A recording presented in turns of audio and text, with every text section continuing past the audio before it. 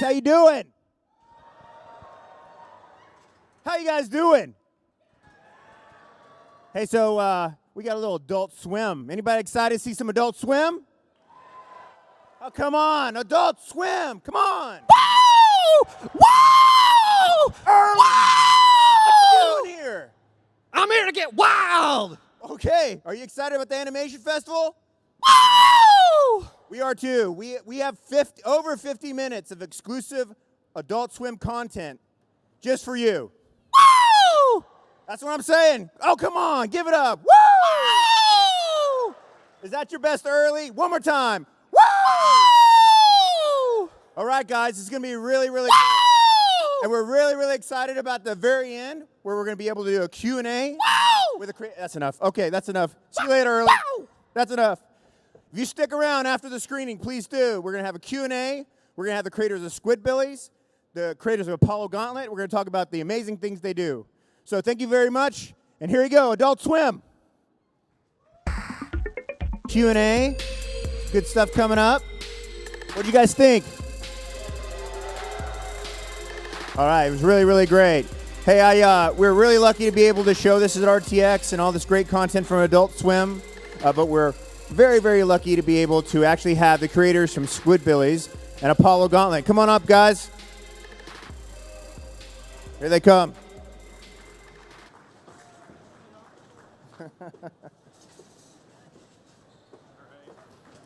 Give a big hand.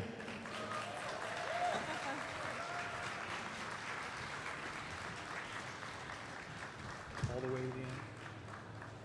Very cool. So we're just going to kind of get settled in here, kind of go down the line a little bit, and just kind of talk about what you got, who you guys are, and kind of what you've done. We'll kind of start over here. Go ahead. Hi, all seven. I'm Jim Fortier, writer, producer for Squidbillies. Hi, I'm Sean Coleman. I do the sound design and a bunch of the jokey music and stuff for Squidbillies. And I worked on Too Many Cooks, I'm supposed to tell you.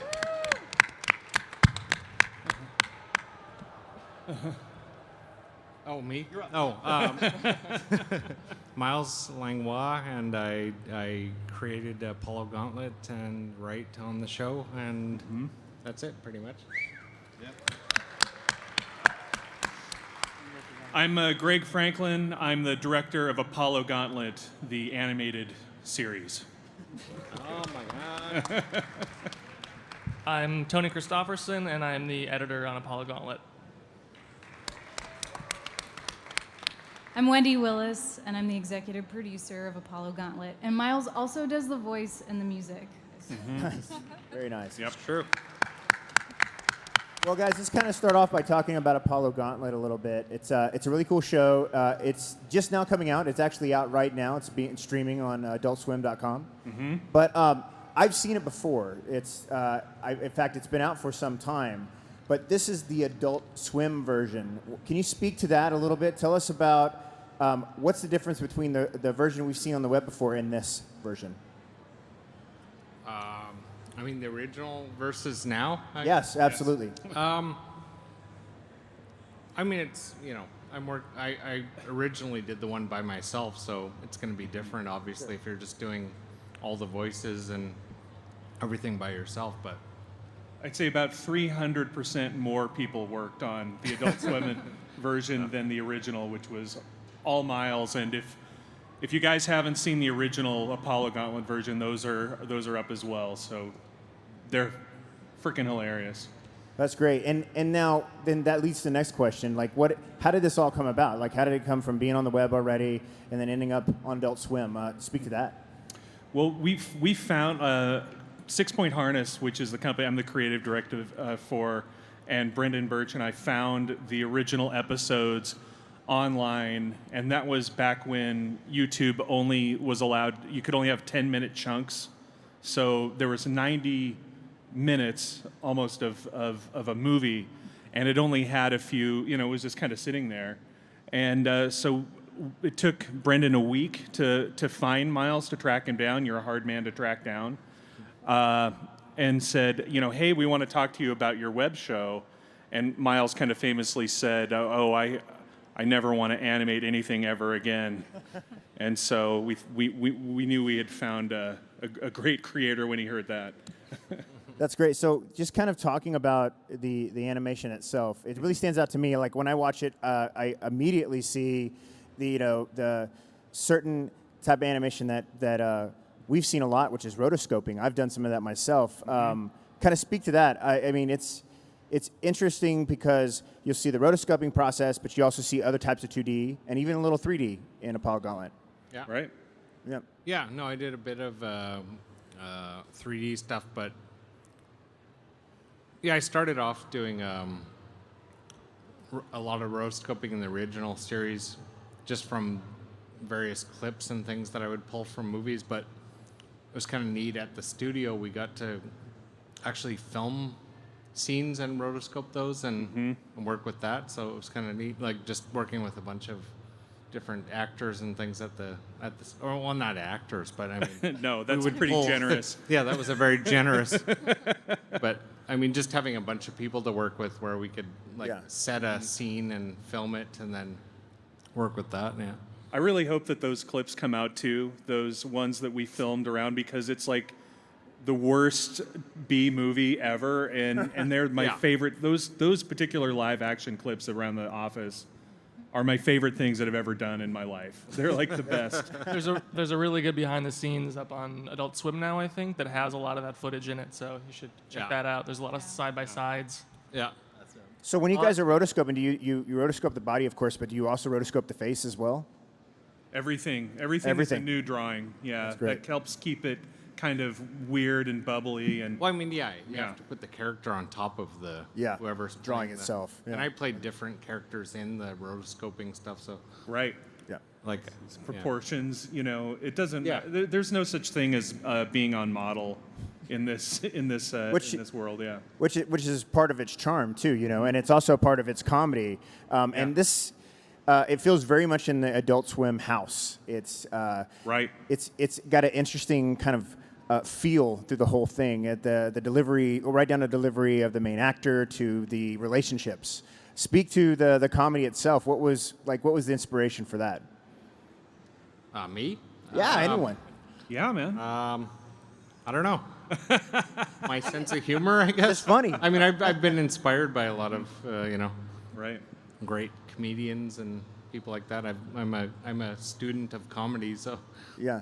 But I don't know. Yeah, I think a lot of it comes too from like the character of Apollo is a strange man in a strange world, and he has all these weird references that nobody gets. Yeah. Right. So there's a lot of like crickets playing to his jokes and stuff, but I don't know. I guess now that we know Miles a little bit, it is just Miles's sense of humor and his sensibility as a person in general too.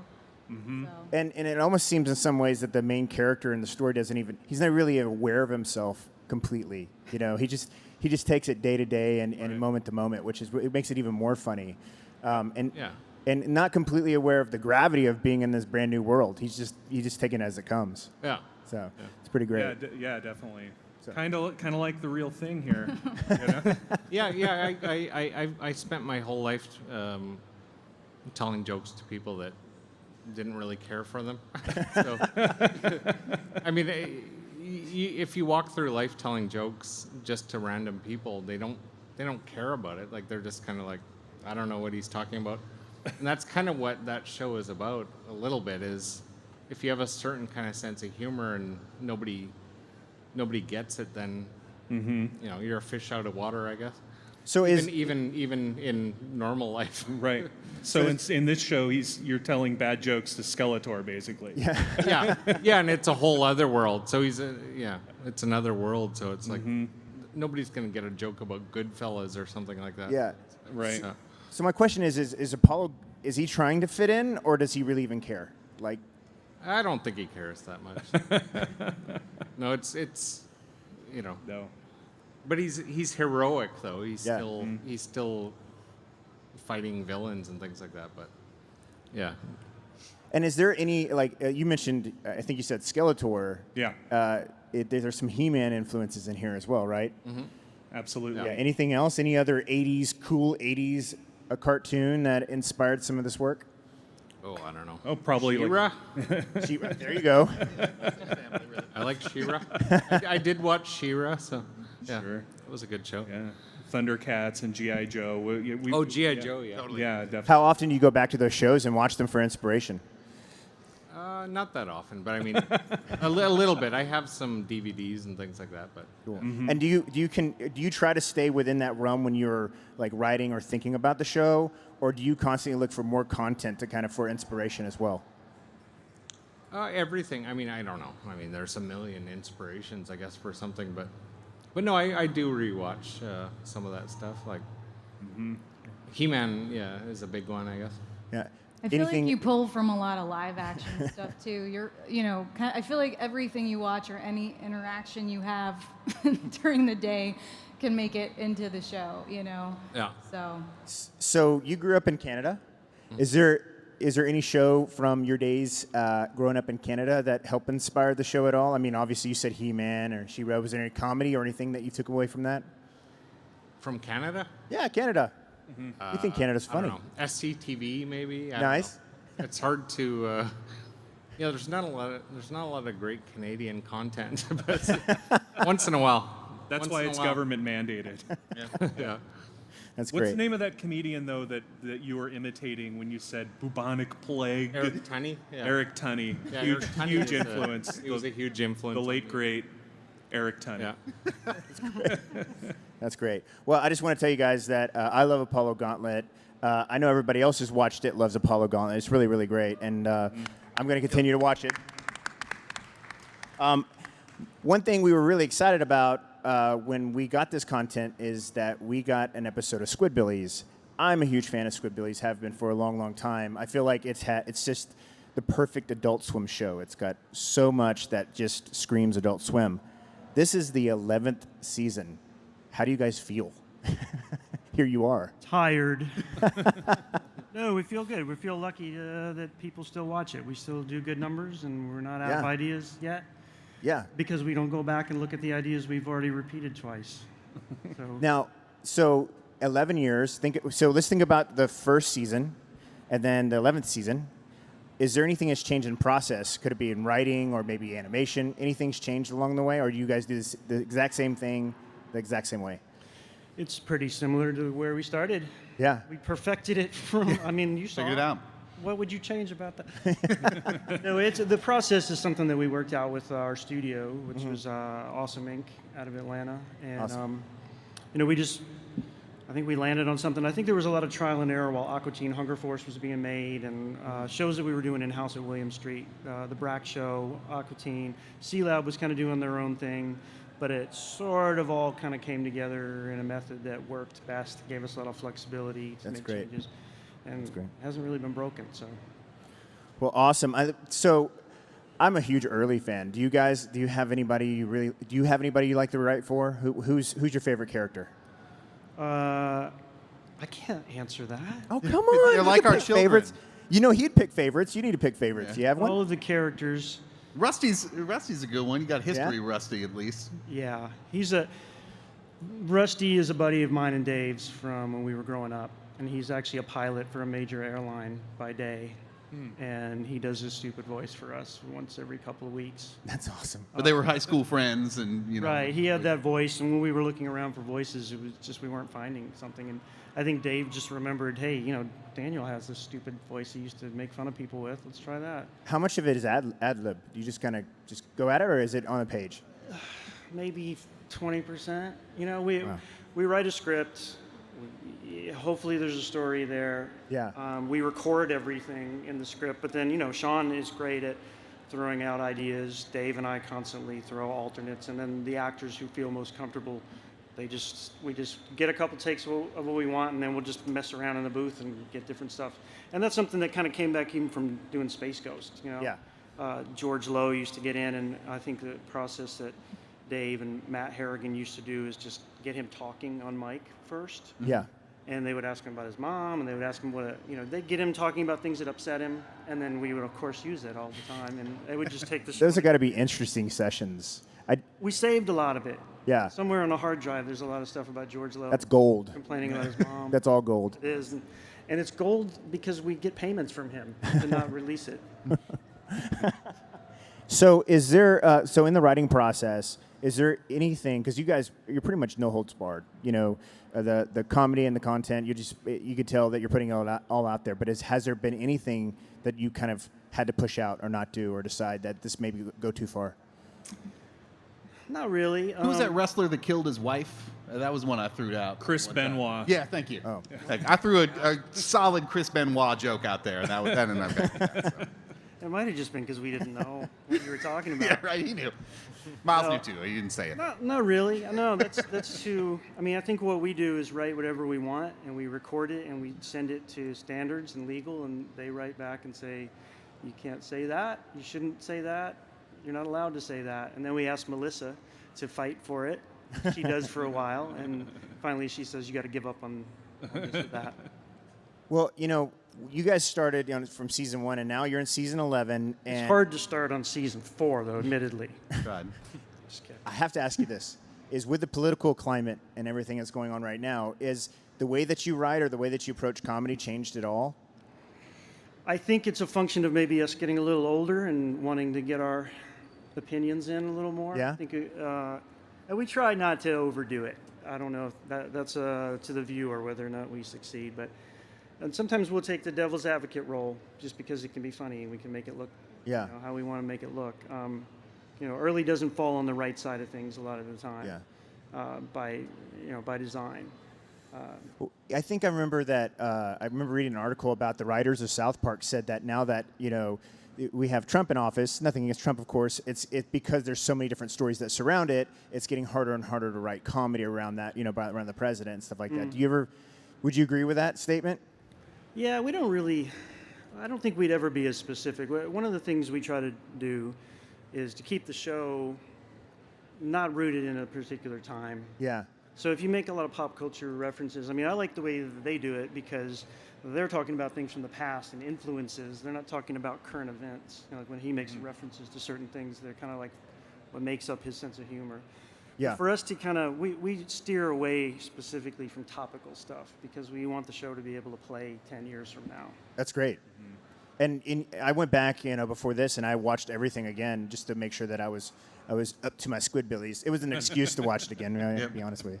But yeah, it did feel really kind of, even the first episodes felt very timely, and I could point back to it, and it's almost like there's some episodes that felt like it was a kind of a time machine in some ways, or you guys saw into the future or something like that, which was really interesting. Yeah, There have been some weirdly prescient ones that Yeah. are like and it'll air right at the time that some friggin' awful thing is happening that you're like, Right. man, how did we, we knew. We knew is the answer. And yeah, it's just that's luck of timing. I mean, there are issues that are always issues, and we might just imagine how stupid we can make it look Yeah. with squids. And Well, one of the coolest things when I first watched Squidbillies is the song. The opening song is actually sung by Billy Joe Shaver. right From Recorded Texas. in Austin. Here in Austin. Recorded And here. I've obviously seen the video of you playing the bass to that. Mm-hmm. Yeah, which is I really, did a really solo cool. bass tapping version of that. Yep. You can find that on YouTube if you're very, very bored. You guys have had a lot of music on the show, too. Yeah. Do you have any favorites, like any favorite bands that you feel like The musical was pretty crazy. We did maybe 5 years ago. We did a musical episode that we had Gillian Welch and Bonnie Wow. Prince Billy and I got to write a bunch of tunes for Wow. and these we would patch these folks in or go to them and record them. And we came here to record Jimmy Dale Gilmore for the thing. Another local boy done good. And man, that was a wild experience to have all these heavy duty singers and Yeah. there was a duet tune with Gillian Welch and help me. Is it Dave Rawlings or is it? No, yeah, I know. It's so many. Lucinda Williams, forgive me. Oh, wow. Yeah, sorry, Lucinda. Yeah, so it's like them two as birds singing together, and it's like, man, it was crazy. It's been and certainly all the themes. We have different artists do the theme, and which George has been something. Jones. Yeah. Wow. That was, I think, the last session George Jones did before he died. So yeah, I mean, like some heavy duty dudes. It's been So do you have like a long list of musicians you want to work with, or you just go into the season and you're like, just kind of call a few people? This is a part of Melissa's everyday life, is a long list of artists we've given her that we want Wow. to work with, and her contacting them and saying, Sir Paul McCartney is busy, he passed. yes, he's declined. Sorry. But she's landed a lot of big fish that we've really wanted, surprisingly so. I mean, I think Dave and Alan, our other producer, traveled to Nashville this past week and recorded John Prine doing the. No way. So that's Yep. cool. That's impressive. And Elizabeth Cook is part of the cast. And she also did a theme song. And Yeah. Jason Isbell's part of the Jason cast. Isbell's part of the cast. Well, Johnny is. I'm sorry. I don't know what you're talking about. Who said Jason? But he's So it's kind of been an embarrassment of riches, really, for the theme song. We didn't get every single person, but who does? I can't think of another animated show that has such a wide range of musicians that have been a part of it over the years, and it's just so good, because I'm a huge fan of those musicians anyways, but you don't have to be a fan of musicians in order to like them, because they play so well into the show. Yeah, I mean, there've been some great. They're all really interesting. Very rarely do we get one. We don't give them a whole lot of direction. We just say we want you to do it because you're you. Yeah. Send us what you have, and I mean, Alabama Shakes was one that just crushed it. Yeah. And there's a long list of them. And they were super on their come up then too, and that one came out right when they were Yeah. really blowing up, and they were killing. And when we were recording them, you just knew that. And it was weird because when they were doing it, it didn't sound anything like the original theme when they were sort of warming up, and she wasn't singing yet. And so they were just kind of grooving on something, and then she did the vocal on the thing, and we're like, "Oh, this is the song." I thought you guys were just kind of swinging around, and it all locked together real good. And man, they're super happening. It's extremely impressive. Yeah. Well, I just want to say thank you so much, guys, for bringing these amazing cartoons to RTX and to the Animation Festival. I really appreciate Thanks it. for having us. Thanks for having I'd us. love to open the floor up. Does anybody have any questions, Q&A? Any thoughts? I tell you what, go ahead and jump up to the mic, and let's get started. Good evening. First, I wanted to say thanks so much for you guys coming out here. That was amazing. This is a question directed to the entire panel. Adult Swim fairly has a lot of pitches, a lot of new content coming up recently. For each of your studios, how do you folks select on what pilots or what projects you want to start? Is it mostly a pitch-based process, or is it a situation where, like in Apollo Gauntlet, where you just discover the talent and you're like, hey, we'd like to work together on something? Wendy? Well, I guess for 6 Point, it happens a number of different ways. It could be something where, we get pitched by people that we know, or agents or managers will say, hey, my client's got an idea, or, friends of friends, or we'll go out and seek stuff out. So it kind of happens both ways, and then we decide on what we want to work with, just kind of based on, is it something we can help plus, and does it fit our sensibility? Can we make it, can we help this person make their show even better, or, can we help get it out there? Do we think we can sell it? There's a number of factors that go into the decision-making process, but mostly it just comes down to, do we love this, and does it make us laugh? Does this person feel like they're ready to actually run their own show? Does that mean that you have to constantly be kind of in a pitch process all the time, or coming up with new ideas, or evaluating some stuff you've maybe pitched in the past that might be more relevant now? Oh yeah, a lot of projects totally come back, from obscurity when they, never throw away your old stuff. It could become frighteningly relevant in today's climate. We had a chance to listen to Fred Siebert at the Fred Raider panel today, and he was talking about how many times they pitched Adventure Time Right. before it got picked up, and they just never gave up on it. So it's just if you believe that a product's really good, or a project's really good, you just got to stick by it. So, cool. Yeah. Great question. Yeah, thank you guys so much. Appreciate you, bro. Any other questions out there? Come on up. Hello. Okay. What is your favorite thing about working for Adult Swim? Or making a cartoon for Adult Swim, I guess. I think a lot of things. I mean, I'm an employee of Adult Swim in William Street. I think it's a little different for production companies who bring shows. So my favorite thing is, I mean, I've been there 20 years, and I'm like 26. So I've been there. It's been awesome to be there since I was 6. I think it's great to make weird stuff. It's 15-minute shows. You can do things no one's going to let you do. It sounds cliche, but it's really one of the only places you can do that.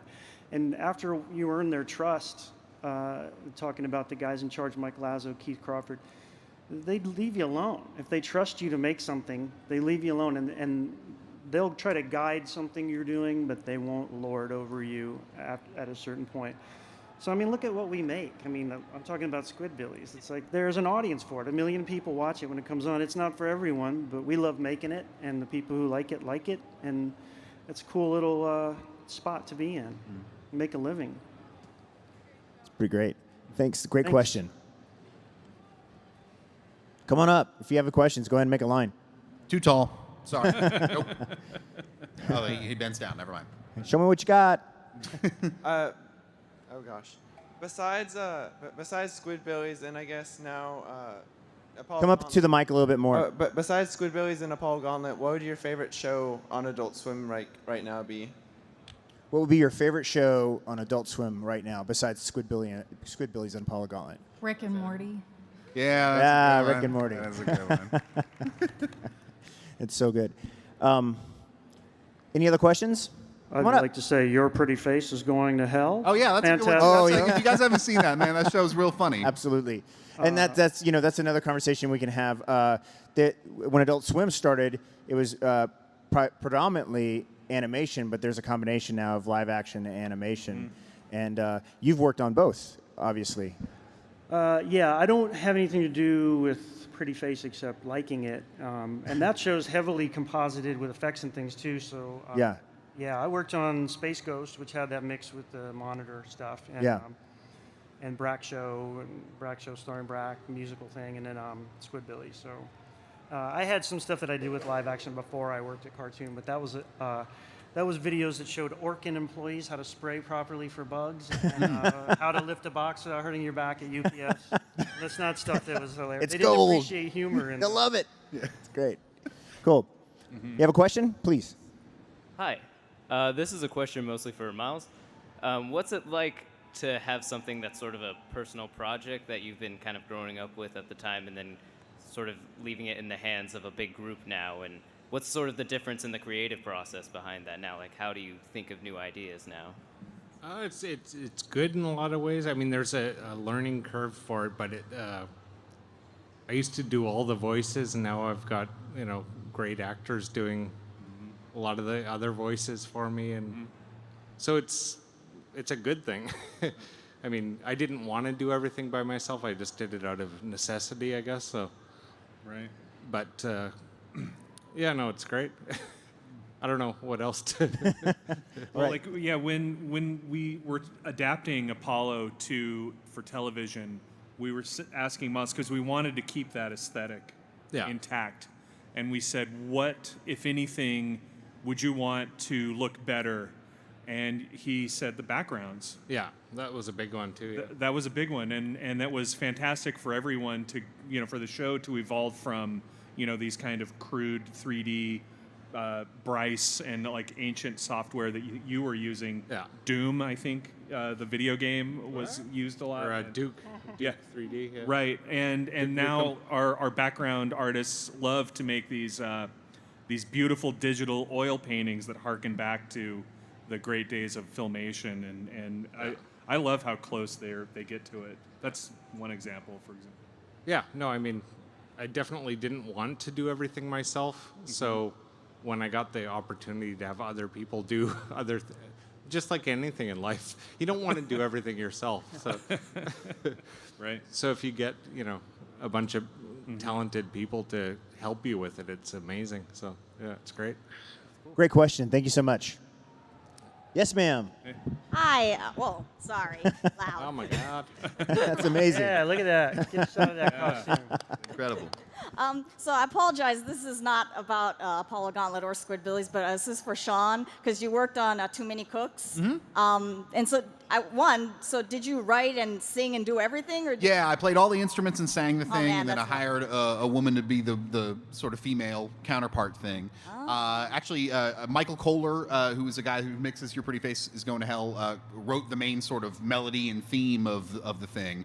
And then I arranged it, made it much, much longer, and then did all of the sort of iteration things of different arrangement things for the thing. And it was a year of work. It was not like every single day for a year, but it certainly felt like every single day. And it's totally insane. Like, you just get so inside it. I'm sure you know this feeling where you're so you live this world, and people, once it came out, people are like, oh, it's so stuck in my head. I'm like, well, man, that's been my life for like every day, like laying in bed, like thinking about the song, but man, it was a crazy process. Chris Kelly, who is a writer on Your Pretty Face Is Going to Hell, is the sort of author of the whole thing. And man, it was crazy working with him on the thing, and yeah, it's a wild experience. And then watching it blow up, certainly that's my first thing to ever go viral. And that's I've done a bunch of advertising. That's not what I've heard. Yeah, well, I mean, second thing to go viral that you see my face in it, and so it was really weird to have that experience, the viral thing, because in advertising, that's what everybody wants. They're like, we're gonna make this ad, it'll be funny, it'll go viral, and it's like nothing ever does. The only way for something to truly go viral is it to be an authentic, people into it experience, and just have that, I remember when it was blowing up, watching my Twitter feed, just people constantly were talking about it, 20 a minute of people talking about it, and it's a really intense experience. I wasn't sleeping, because it's a fucking intense experience to watch. You're like, oh my, I did that. All these people listen. Katy Perry likes me. It's a weird hang. So I totally got off topic. I like how you made that leap to she likes you. She likes me. She's like, I don't know, the video. Looked you up and was like, I should cut my hair short. John Mayer, this is going to be it for us. The Cooks guy is.